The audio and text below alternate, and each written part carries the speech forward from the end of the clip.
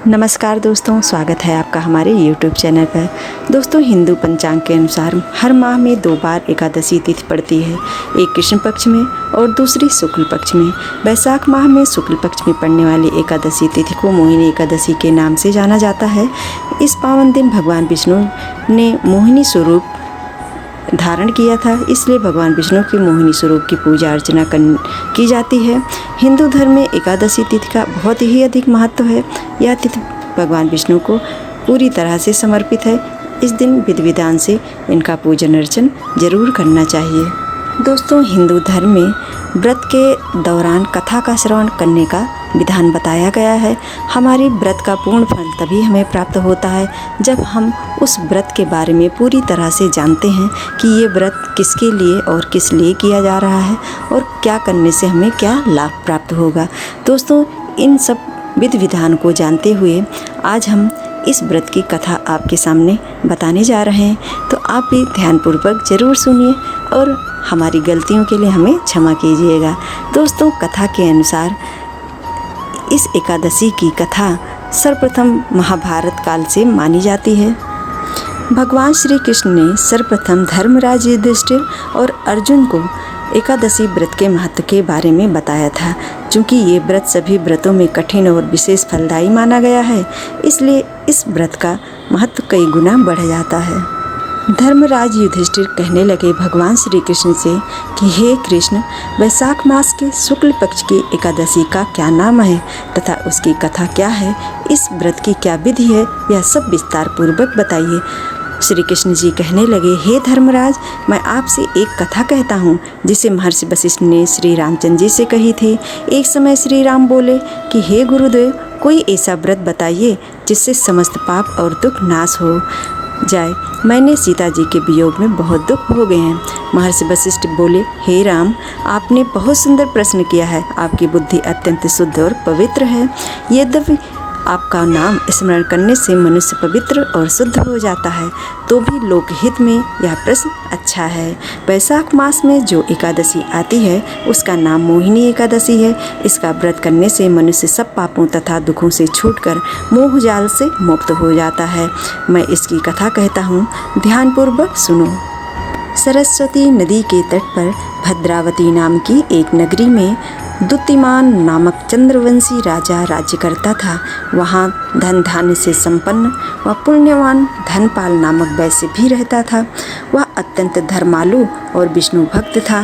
उसने नगर में अनेक भोजनालय, प्याऊ, कुएं, सरोवर, धर्मशाला आदि बनवाए थे।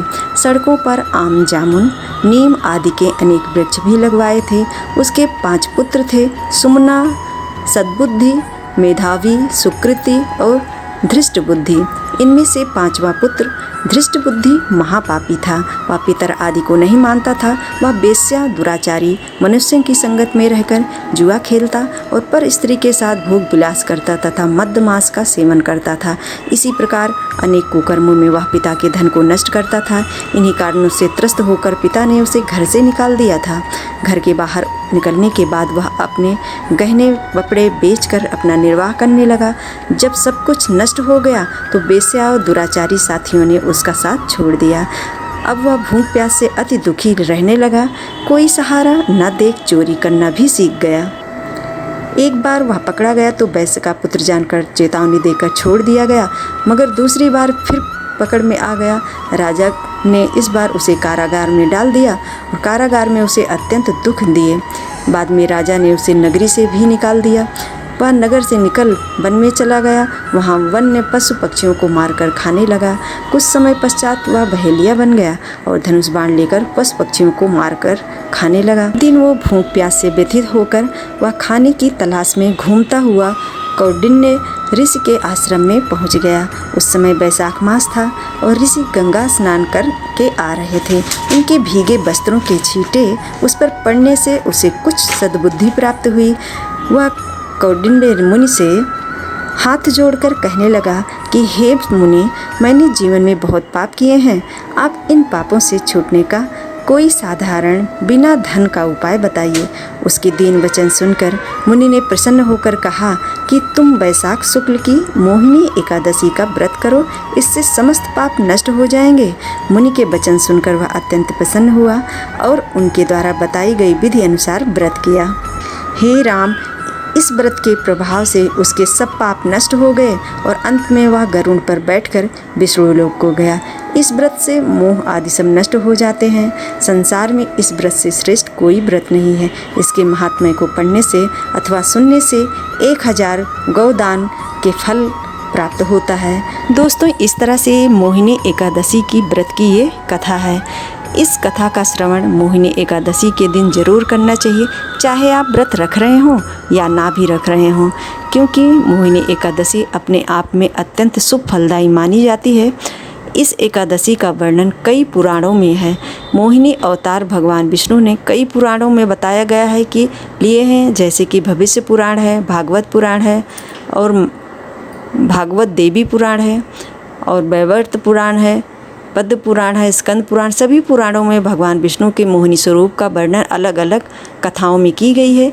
इसलिए आप भी इनकी इस कथा का श्रवण मोहिनी एकादशी के दिन जरूर करें। दोस्तों, हमारी जानकारी यदि आपके लिए थोड़ी सी भी हेल्पफुल हो तो वीडियो को लाइक कीजिएगा और चैनल को सब्सक्राइब ज़रूर कर लीजिएगा आने वाली वीडियो के लिए। जय श्री कृष्णा, राधे राधे।